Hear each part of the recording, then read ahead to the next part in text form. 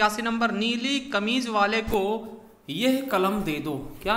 नीली कमीज वाले को यह कलम दे दो। रचना के आधार पर वाक्य का सही भेद क्या होगा? आपको पता है कि रचना के आधार पर वाक्य के 3 भेद होते हैं, सरल, संयुक्त और मिश्रित वाक्य। कौन कौन से? सरल, संयुक्त और मिश्रित। देखिए, 2 सरल शब्दों को मिलकर दोस्तों कहीं ना कहीं एक मिश्रित शब्द का संयुक्त बन जाता है और मिश्रित भी होते हैं। एक चीज याद रखिएगा कि जहां कहीं भी सरल वाक्य क्या होते हैं दोस्तों, जिनमें एक ही उद्देश्य और एक ही विधेय पाया जाता है, और संयुक्त वाक्य दोस्तों किसी न किसी चीज से जुड़े होते, चाहे और हो गया, किंतु हो गया, परंतु हो गया, अपित हो गया, ऐसे शब्द मिलेंगे तो वो संयुक्त वाक्य हो जाएंगे। और इसके अलावा दोस्तों अगर कहीं पे की लगता है या फिर दोस्तों कोई सेंटेंस 2 सेंटेंस जोड़ रहा होता है इस तरीके से कि उसमें लगे कि इतना उतना, उस तरीके से दोस्तों, तो इसका बिल्कुल सही आंसर क्या हो जाएगा? हमारा पहले का मिश्र वाक्य। चलिए अगला क्वेश्चन क्या है आपका कि शुद्ध वाक्य चुनिए दोस्तों। इसमें शुद्ध वाक्य कौन सा है ये आपको बताना है कि वह कितना सुंदर दृश्य है। दोस्तों एक चीज हम देखते हैं कि यहाँ पर क्या है कि यहाँ पर सुंदर ही गलत दिखा तो ये तो गलती हो जाएगा ना। और वाह आपको पता है ये क्या है दोस्तों? विस्मयाद बोधक है शब्द, तो यहाँ पे विस्मयाद बोधक का चिन्ह नहीं है और यहाँ पे प्रश्नवाचक चिन्ह, मतलब ये तो गलत हो जाएगा। 3 हमने ऑप्शन हटा दी, यानी कि हमारा बी ऑप्शन बिल्कुल राइट हो जाएगा कि वाह क्या है? विस्मयाद बोधक है ना, तो यहाँ पे चिन्ह भी उसका लगेगा। चलिए अगला है कि पैसे से मनुष्य की जीवन जीने की इच्छा बलवती होती है। अब एक चीज हम आपको यहां भी बताना चाहते हैं कि बलवती क्या होता है दोस्तों? बलवान का स्त्रीलिंग बलवती होता है। क्वेश्चन आएगा कि बलवान का स्त्रीलिंग क्या होता है, तो बलवती हो जाएगा। ठीक है, चलिए अब देखिए इसमें क्या होगा? तो जीवन जीने की इच्छा का रेखांकित जो शब्द है दोस्तों, इसका वाक्यांश के लिए एक शब्द क्या होगा? तो जीवन जीने की इच्छा होती है दोस्तों, उसको क्या बोलते हैं? जिजीविषा बोलते हैं। और ये भी कई बार पूछ जाता है शुद्ध वर्तनी में, तो जिजीविषा होती है दोस्तों। ठीक है, जीवन जीने की इच्छा क्या बोलते हैं? जिजीविषा। चलिए अगला है 84 नंबर, आजकल भारत की जनता भी अधिकाधिक शिक्षित हो गई है। तो जनता दोस्तों क्या होता है? तो जनता क्या होता है? कौन शब्द होता है? हमेशा एक वचन होता है, द्विवचन होता है, बहुवचन होता है, या इनमें से कोई नहीं? तो आपको पता होना चाहिए जनता हमेशा और हमेशा क्या होता है? एक वचन। क्या? जनता हमेशा और हमेशा एक ही वचन होता है। आप ये मत सोचिए जनता में बहुत सारे लोग आएंगे तो बहुवचन हो जाएगी, नहीं। जनता बात भूल गई, जनता शिक्षित हो गई, है ना। हमेशा देखेंगे दोस्तों तो ये सिंगल, मतलब कि एक ही वचन वाली क्रिया भी होगी इनके साथ, तो ये दोस्तों एक ही वचन होता है। ठीक है, तो ये याद रखेंगे जनता क्या है? एक वचन है। ठीक है, क्या है? एक वचन। जैसे हस्ताक्षर हो गए, प्राण हो गए, ये सब क्या है? बहुवचन है। उसी प्रकार से जनता क्या होती है? हमेशा एक वचन होता है। चलिए अगला है कि बालक इस पुस्तकालय में पढ़ रहे हैं, वाक्य में क्रिया है दोस्तों। बालक इस पुस्तकालय में पढ़ रहे हैं, इस वाक्य में कौन सी क्रिया है दोस्तों? तो देखिए आपको पता है यहां पर दोस्तों कर्म है। कर्म दोस्तों पुस्तकालय ना, मतलब कि पुस्तकालय में दोस्तों यहां पे कर्म है। ठीक है, आपको पता होना चाहिए कर्म है, इसीलिए क्या हो जाएगा? क्रिया सकर्मक हो जाएगी। क्या हो जाएगी? क्रिया सकर्मक क्रिया हो जाएगी। तो ये चीज आप याद रखेंगे दोस्तों। इसमें कौन सी क्रिया प्रयोग हुई है? सकर्मक क्रिया। ठीक है, चलिए तो ये चीजें आपको डिफाइन हो रही होंगी बिल्कुल अच्छे से। ठीक है, संयुक्त क्रिया का होता है दोस्तों, 2 क्रियाएं मिलकर बनती हैं या फिर 2 धातु मिलकर बनते हैं, क्रिया का निर्माण करते हैं, उसे हम क्या बोलते हैं? संयुक्त क्रिया। ठीक है, तो दोस्तों यहाँ पर आपका इसमें आपको संयुक्त क्रिया नहीं छांटनी, अकर्मक और सकर्मक बताना है। ठीक है, तो ये चीजें आपको पता होना चाहिए। या वैसे यहाँ देखें तो देखिए संयुक्त क्रिया भी हो सकती है। ठीक है, मगर दोस्तों यहाँ पे हम संयुक्त को नहीं लेंगे, हम सकर्मक अकर्मक जहाँ होता भी हम इन्हीं में से ढूंढते हैं। देखिए क्योंकि पढ़ना भी एक क्रिया है और रहना भी एक क्रिया, 2 क्रियाएं मिल गई। ठीक है, तो दोस्तों 2 धातुएं मिलकर एक क्रिया निर्माण करें, पढ़ रहा, तो ये भी संयुक्त हो सकता था, मगर हम यहाँ पे सकर्मक की तरफ जाएंगे। चलिए अगला है निम्नलिखित में से कौन सा शब्द तत्सम है? तत्सम शब्द कौन सा है? तो आपको पता होगा ये आलस दिख रहा है, आलसी है ना, आलस ही दिख रहा है दोस्तों, यही संस्कृत का शब्द है। तत्सम मतलब क्या होता है? संस्कृत का शब्द। ठीक है, चलिए अगला निम्नलिखित में से विदेशी शब्द कौन सा है? विदेशी शब्द कौन सा? देखिए आपको पता होना चाहिए कि विदेशी शब्द क्या होता है? जो हिंदी और संस्कृत और दोस्तों जो आपके ग्रामीण भाषा शब्द होते हैं उनको छोड़ करके सभी विदेशी शब्द ही कहलाते हैं। ठीक है, तो देखिए उष्ट्र ये आपको पता है क्या है? तत्सम शब्द है। प्रिय तत्सम शब्द है। और भक्त दोस्तों ये भी तत्सम शब्द है। मगर ये अमीर क्या है दोस्तों? ये विदेशी शब्द है। क्या है? अमीर विदेशी शब्द है। ठीक है, चलिए अगला क्वेश्चन है निम्न में से कर्मवाच्य का उदाहरण क्या होता है? देखिए जहां पे कर्म पाया जाएगा वहां कर्मवाच्य होगा। देखिए पत्र लिखा जाता है, अब देखिए यहां पर कर्म हो रहा है मगर कर्ता का कोई डिफाइन नहीं है, इसीलिए दोस्तों यही हमारा क्या हो जाएगा? कर्मवाच्य। क्या 88 का बिल्कुल सही ए हो जाएगा। देखिए राम पुस्तक पढ़ता है, अब देखिए राम यहाँ पे क्या करता है, इसीलिए क्या हो जाएगा दोस्तों, ये कृतवाच्य हो जाएगा। क्या हो जाएगा दोस्तों, कृतवाच्य हो जाएगा। ये राम पुस्तक पढ़ता है तो हमारा बी ऑप्शन कृतवाच्य होगा। सीता पत्नी थी, ये भी कृतवाच्य हो जाएगा। और मुझसे बैठा नहीं जाता दोस्तों, ये आपका हो जाएगा भाववाच्य। तो हमारा देखिए इसमें से कर्मवाच्य कौन सा, तो पहला ही हमारा कर्मवाच्य हो जाएगा। अगला है एक से बढ़कर दूसरे, इसका अर्थ क्या होता है, एक से बढ़कर दूसरे यानी कि शेर को सवा शेर। क्या शेर को सवा शेर मिलना मतलब एक को एक से बढ़कर दूसरे मिल गया ना, एक को उससे बढ़ के मिल गया, ये चीज आप समझ सकते हैं बिल्कुल। ठीक है, चलिए अगला है निम्न में से कर्ता कारक का उपसर्ग कौन सा होता है दोस्तों, कर्ता ने। क्या कर्ता ने दोस्तों, तो आपको बिल्कुल सही दिख रहा होगा। क्या हो जाएगा आपका बी ऑप्शन बिल्कुल राइट हो जाएगा ना। अब देखिए अधिकरण होता है में पर, और कर्म को हो जाता है, और से क्या होता है दोस्तों, ये क्या होता है, करण होता है। ठीक, और अधिकरण जो आपका अपादान होता है उसमें अलग के भांति होता है, तो ये आपका ठीक है। तो हमारा बिल्कुल सही जाएगा कर्ता के लिए कर्ता ने। ठीक, तो बी ऑप्शन बिल्कुल राइट। चलिए अगला है भविष्य में होने वाले को एक शब्द में क्या बोलते हैं, कि जो भविष्य में होगा उसको क्या बोलते हैं, भावी। कहते नहीं भावी प्रधानमंत्री या भावी प्रधान, यानी कि जो भविष्य में होने वाले हैं ना, तो उसकी बात करते हैं उसको भावी बोलते हैं। भविष्य में होने वाला क्या होता है, भावी। तो यहाँ पे होने वाला होना चाहिए था। ठीक है, तो भविष्य में होने वाला क्या होगा, भावी हो जाएगा। अगला है पयोधिस का संधि विच्छेद क्या होगा। देखिए पयोधि, पय मतलब क्या होता है जल, और धी मतलब धारण करने वाला, जल को धारण करने वाला, यानी कि क्या हो जाएगा, समुद्र हो जाएगा। ठीक है, तो यहाँ पयोधि का दोस्तों सही क्या हो जाएगा, संधि विच्छेद। तो इसका आंसर आपको बताना है, तो इसका बिल्कुल और बिल्कुल सही आंसर क्या हो जाएगा दोस्तों, पयधन धी दोस्तों आपका विसर्ग संधि का उदाहरण हो जाएगा। हमारा ए ऑप्शन बिल्कुल राइट हो जाएगा। जो ओ है दोस्तों वो विसर्ग में टूट जाएगा। चलिए अगले क्वेश्चन पर बढ़ते हैं। जब एक ही ध्वनि का द्वित्व हो जाता है तब वह क्या कहलाता है। जब एक ही ध्वनि का द्वित्व हो जाता है दोस्तों, तो वो क्या कहलाता है, संयुक्त ध्वनियां, संप्रक्त ध्वनियां, युग्मक ध्वनियां या फिर पारस्परिक ध्वनियां। दोस्तों इसके बारे में आपको बताना है और बिल्कुल अच्छे से बताना है। दोस्तों जब एक ही चीज का द्वित्व होता है, एक ही ध्वनि का द्वित्व होता है, तो युग्मक ध्वनियां कहती है। जैसे दिल्ली, समझिएगा दिल्ली दोस्तों।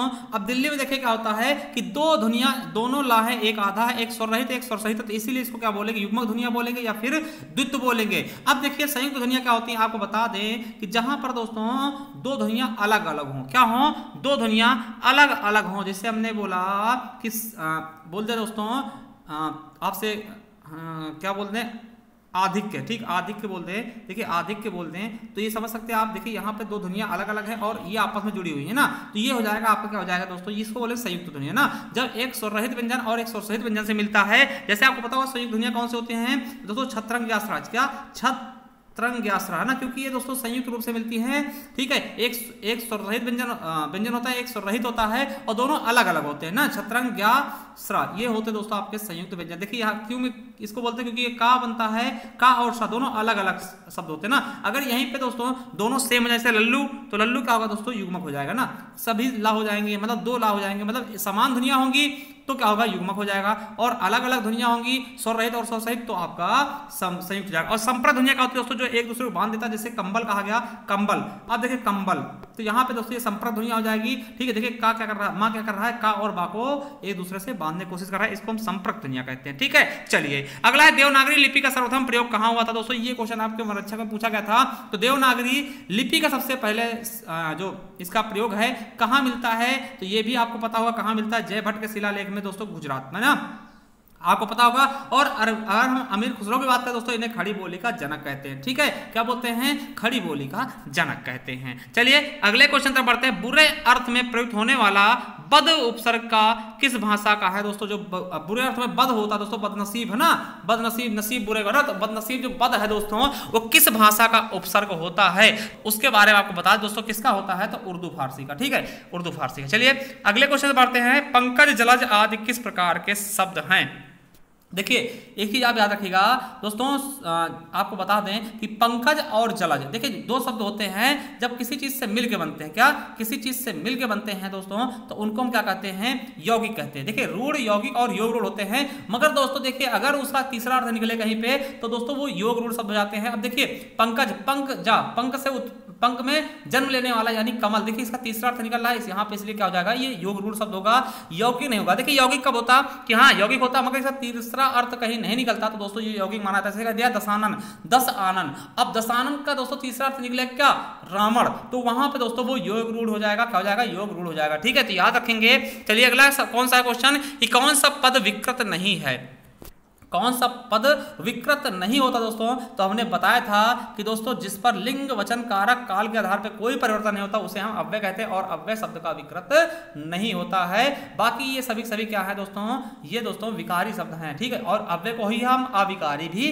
कहते हैं। तो अविकारी भी 4 प्रकार के होते हैं, अव्यय 4 प्रकार होते हैं, क्रिया विशेषण है ना, संबंध बोधक, और दोस्तों संबंध बोधक, समुच्चय बोधक, विस्माद बोधक। ठीक है, चलिए अगला देखते हैं कि अर्थ के आधार पर संबंधवाचक अव्यय को कितने भागों में विभक्त किया गया है, और ये भी क्वेश्चन आपके पूछा गया क्वेश्चन है। तो कितने भागों में विभक्त किया गया दोस्तों, तो आपको पता होना चाहिए 13 भागों में। कितने, 13 भागों में। चलिए अगला है, निम्नलिखित में से तार सप्तक में कौन से कवि शामिल नहीं थे, तो तार सप्तक में कौन से कवि शामिल नहीं थे, तो आपको पता होना चाहिए रामधारी सिंह दिनकर, तब ये बहुत पहले कवि थे दोस्तों। और दिनकर जी को आपको पता है उर्वशी के लिए ज्ञानपीठ पुरस्कार भी मिला गया, उर्वशी रचना के लिए इन्हें ज्ञानपीठ पुरस्कार मिला है दिनकर जी को। और उर्वशी दोस्तों जयशंकर प्रसाद की भी रचना है, मगर इनकी दोस्तों महाकाव्य थी और इसी के लिए ज्ञानपीठ पुरस्कार भी मिला है। चलिए अगले क्वेश्चन की तरफ पढ़ते हैं। 100वां क्वेश्चन कौन सा है दोस्तों, अगला क्वेश्चन क्या है कि सैरंध्री के रचनाकार कौन है, तो दोस्तों इसका बिल्कुल सही ऑप्शन क्या होगा, कौन है दोस्तों सैरंध्री के, तो दोस्तों हमारा बिल्कुल ऑप्शन सही हो जाएगा, कौन सा नंबर, हमारा बी नंबर बिल्कुल सही हो जाएगा, मैथिली शरण गुप्त जी। एक चीज आपको और बता दें कि अगर हम मैथिली शरण गुप्त के बारे में बात करते हैं दोस्तों, तो आपको पता होगा मैथिली शरण गुप्त को हम क्या बोलते हैं, राष्ट्रीय कवि बोलते हैं। और इनकी और रचनाओं की अगर हम बात करना चाहें दोस्तों, तो आपको पता है इनको मंगला प्रसाद पारितोषिक पुरस्कार मिल चुका है, इनकी रचना साकेत है, और यशोधरा है, जयद्रथ वध है, और भारत भारती दोस्तों मोस्ट इंपॉर्टेंट चीज है। ठीक है, राष्ट्रीय कवि बोलते हैं। और माखनलाल चतुर्वेदी की बात कर ले दोस्तों, तो इन्हें एक भारतीय आत्मा के नाम से जानते हैं, क्या, एक भारतीय आत्मा के नाम से माखनलाल चतुर्वेदी जी को जानते हैं। और इनकी रचना हिमतरंगिणी, जिसे साहित्य अकादमी पुरस्कार सबसे पहले दिया गया। ठीक है, और दोस्तों जो सियाराम शरण जी हैं, आपको बता दें सियाराम शरण जी ये मैथिली शरण गुप्त के भाई ही हैं, क्या हैं, मैथिली शरण गुप्त के भाई जी हैं। और इनकी रचना की बात करें तो एक है मृणमयी है, ठीक है, बापू अनाथ, और दूरवादल और मौर्य विजय दोस्तों बहुत ज्यादा, मौर्य विजय और नकुल, मौर्य विजय, नकुल, दूरवादल, अनाथ, बापू और मृणमयी दोस्तों ये सियाराम शरण गुप्त जी की हैं, जो कि मैथिली शरण गुप्त के भाई जी हैं। ठीक है, चलिए अगला है आंख की किरकिरी होना, इसका अर्थ क्या होता है, इसका मुहावरे का अर्थ क्या होगा, आंख की किरकिरी होना, इसका मतलब क्या होता है, अप्रिय लगना। ठीक है, क्या होता है, अप्रिय लगना। ठीक है, चलिए अगला है वर्तनी की दृष्टि से शुद्ध शब्द कौन सा है, तो ये आपको बताना है कि वर्तनी की दृष्टि से दोस्तों कौन सा है, शुद्ध शब्द कौन सा है, तो ये आपको बिल्कुल अच्छे से बताना दोस्तों। तो आपको बता दें संन्यास, क्या संन्यास दोस्तों ये बिल्कुल अच्छा शब्द है। देखिए आशीर्वाद में दोस्तों को पता बड़ी की मात्रा होगी यहाँ पे, है ना, अंताक्षरी तो बिल्कुल गलत लिखा, सौंदर्यता ये बिल्कुल गलत लिखा। ठीक है, चलिए मुद्रा राक्षस नाटक का नायक कौन है, तो मुद्रा राक्षस विशाख दत्त की रचना है, और इसके नाटक के जो पात्र है दोस्तों, नायक हैं, वो कौन थे, तो इसका बिल्कुल सही हो जाएगा दोस्तों चाणक्य। कौन हो जाएगा, हमारा 103 का बिल्कुल सही ऑप्शन हो जाएगा चाणक्य हो जाएगा। चलिए अगला है करते अभिषेक पयोध हैं बलहारी इस देश की, हे मातृभूमि तू सत्य ही सगुण मूर्ति सर्वेश की। इसमें कौन सा छंद है दोस्तों, इसमें कौन सा छंद है, तो इसके बारे में आपको बताना है। तो आपको एक चीज हम बताना चाहते हैं दोस्तों, एक होता है उल्लाला, जिसमें दोस्तों कितने कितने होते हैं, 15 और 13 होती, 15-13 मात्राएं। देखिए यहाँ पर अगर हम देखते हैं दो, देखिए 1 2 है ना, तो 4 हो गए, 1 5 1 6 और 2 8 और 1 9 और 10 11 12 13 और 2 15, तो 15 यहाँ पे आ गए दोस्तों, 15 आ गए। और यहाँ पे देखते हैं 1 2 3 4 5 6 7 8 9 10 11 और 12 13 दोस्तों। तो यहाँ पे देखिए 15-13 आ गए, यानी 15-13 मात्राएं जहां मिलती है उसको हम क्या बोलते हैं, उल्लाला बोलते हैं। क्या बोलते हैं, उल्लाला बोलते हैं। याद रखेंगे 15-13 मात्राएं होती है जिसको उल्लाला कहते हैं। और देखिए दोहा में क्या होती है, तो याद रखेंगे 13-11, जिसका उल्टा क्या होता है, सोठा होता है 11-13। ठीक है, चौपाई में 16-16 मात्राएं और गीतका में 14-12, कितनी 14-12 मात्राएं। तो हमारा ये क्या हो जाएगा, ये उल्लाला का उदाहरण है। ठीक है, चलिए अगला है निम्नलिखित में से कौन सा सुमेलित नहीं है। तो कौन सा सुमेलित नहीं दोस्तों, शांत का निर्वेद, विभक्त का जुगुप्सा और रौद्र का उत्साह दोस्तों, और संगार का रति। दोस्तों आपको पता होगा कि दोस्तों रौद्र किसका होता है दोस्तों, क्रोध का होता है। उत्साह दोस्तों किसका होता है, वीर रस का स्थायी भाव होता है। तो यही हमारा क्या है, सुमेलित नहीं है। चलिए अगला क्वेश्चन है आपके लिए कि जो रहीम उत्तम प्रकृति का कर सकत कुसंग और चंदन विश्व व्यापत नहीं लिपटे रहत भुजंग, इस दोहे में कौन सा अलंकार है दोस्तों। यहाँ पे कौन सा अलंकार है इसके बारे में आपको बताना है। तो क्या हो जाएगा दोस्तों, यहाँ पे अर्थन्यास अलंकार हो जाएगा, क्योंकि दोस्तों जो भुजंग होते हैं वो चंदन में लिपटे होते हैं, मगर चंदन कभी उनसे विष ग्रहण नहीं करता है दोस्तों। तो यहाँ पे हमारा सी ऑप्शन बिल्कुल और बिल्कुल सही ऑप्शन हो जाएगा। चलिए अगला है साहित्य जन समूह के हृदय विकास है। ठीक है, निबंध के लेखक कौन है दोस्तों, साहित्य जन समूह के हृदय विकास है। इस निबंध के लेखक कौन है दोस्तों, 107 का बिल्कुल सही ऑप्शन हो जाएगा बालकृष्ण भट्ट जी। क्या हो जाएगा, बालकृष्ण भट्ट जी बिल्कुल सही ऑप्शन से हो जाएगा। चलिए अगले क्वेश्चन की तरफ, मनीषी की लोक यात्रा किसकी जीवनी है। देखिए मनीषी की लोक यात्रा में किसकी जीवनी है, प्रेमचंद जी की, निराला जी की, कविनाथ गोपीराज की या फिर शरत चंद जी की। तो आपको बता दें कि मनीषी की लोक यात्रा किसकी जीवनी है, तो कविनाथ गोपीराज जी की जीवनी है। और इससे अगर पूछ ले इसके रचयिता कौन है दोस्तों, लिखा किसने है इसको, तो रचनाकार भगवती प्रसाद सिंह ने। किसने, भगवती प्रसाद सिंह की रचना है। और जीवनी किसकी है, तो कविनाथ गोपीराज जी की। चलिए अगला क्वेश्चन, भारतेंद्र हरिश्चंद्र शीर्षक जीवनी किसने लिखी। तो भारतेंद्र हरिश्चंद्र शीर्षक जीवनी किसने लिखी दोस्तों, इसके बारे में बताना। किसने लिखी है, ब्रजदास रत्न ने। चलिए अगले क्वेश्चन की तरफ बढ़ते हैं। अगला क्वेश्चन क्या है कि पुरस्कार पाने वालों में कुछ हमारे विद्यालय के छात्र हैं। रेखांकित पदबंध है दोस्तों कि पुरस्कार पाने वालों में दोस्तों ये कौन सा पदबंध है, ये कौन सा पदबंध है ये बताना दोस्तों। ये संज्ञा पदबंध है। क्या है, संज्ञा पदबंध है। अगला है नवेश्वर्ण दोस्तों, इसका संधि विच्छेद क्या होगा। तो 111 का बिल्कुल हो जाएगा दोस्तों 9 प्लस ऐश्वर्य। क्या, 9 प्लस ऐश्वर्य दोस्तों ये हो जाएगा हमारा प्रतिसंधि। तो नवेश्वर हो जाएगा ये हमारा बिल्कुल सही आंसर। अगला है यथाक्रम। आपको पता है कहीं भी दोस्तों आगे यथा लगा मिल जाए तो दोस्तों क्या होता है आपका अव्ययभाव समास। और अव्ययभाव समास का पहला पद प्रधान होता है। क्या, पहला पद प्रधान होता है अव्ययभाव समास का। तो हमारा बिल्कुल सही ऑप्शन हो जाएगा बी नंबर। ठीक है, और द्वंद्व के दोनों पद प्रधान होंगे, दिव्य और तत्पुरुष के अंतिम पद प्रधान होते हैं। ठीक है, चलिए अगला है गौरव शब्द किस तद्धित प्रत्यय के योग से बना है। तो गौरव शब्द किस तद्धित प्रत्यय के योग से बना है दोस्तों, तो आ। किससे, आ दोस्तों। अगला है अलंकेश दोस्तों। अलंकेश ये आपको पता होगा, अलंकेश दोस्तों, अलंक में इसका होता है आभूषण, आपको पता होगा, और केस मतलब धारण करना ना। तो ये चीजें आपको एक चीज पता होना चाहिए, अलंकेश किसका पर्यायवाची है, तो ये किसका है, कुबेर का है। और कुबेर को दोस्तों और क्या बोलते हैं, तो धनद बोलते हैं। क्या, धनद है ना, धन देने वाले देवता है दोस्तों। आप इनके बारे में जानते होंगे, कुबेर के बारे में। ठीक है, तो अलंकेश किसका होता है, कुबेर का होता है। किसका होता है, कुबेर जी का होता है अलंकेश। अब देखिए ये है आपका पूरा का पूरा दोस्तों क्या है, पैराग्राफ है। ठीक है, क्या है, पैराग्राफ है कि प्राचीन काल में नारी का स्थान समाज में अग्रगण्य रहा है। ऐसा कहा जाता है कि नारी, जहां नारी की पूजा होती है वहां देवियां का निवास होता है। मध्य भारत के काल में नारी का पतन शुरू हुआ। मध्य काल तक तो नारी दासी या गुलाम बन गई, चार दीवारी की कैद हो गई। किंतु 19वीं शताब्दी में राजा राम मोहन राय, स्वामी विवेकानंद, दयानंद सरस्वती आज समाज सुधारकों ने नारी जगत की काया पलट दी। नारी उत्थान की ओर बढ़ती गई। आज आधुनिक नारी ने जमीन से लेकर आसमान तक अपना कब्जा जमाया है। नारी तो नारायणी उक्ति को सिद्ध कर दिया है। वास्तव में देखा जाए तो नर और नारी एक रथ के दो पहिए हैं।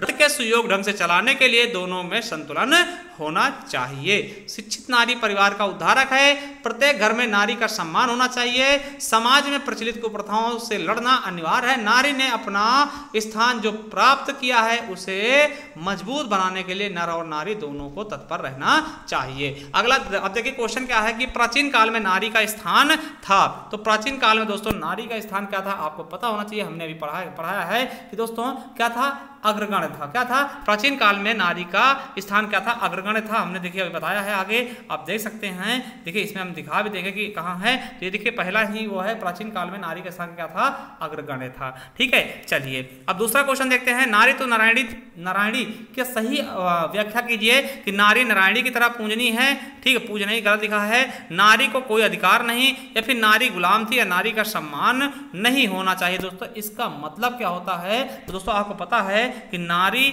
नारायणी की तरह पूजनीय है। पूजनीय थोड़ा सही लिखेगा। ठीक है, पूजनीय गलत लिखा है तो पूजनीय ऐसे लिखते हैं। ठीक है, तो ये शुद्ध वर्तनी भी है। तो हमारा ए ऑप्शन बिल्कुल राइट हो जाएगा। चलिए अगला है कि देश का उद्धार कैसे होगा। भाई देश का उद्धार कैसे होगा, नारी अशिक्षित रहेगी तो?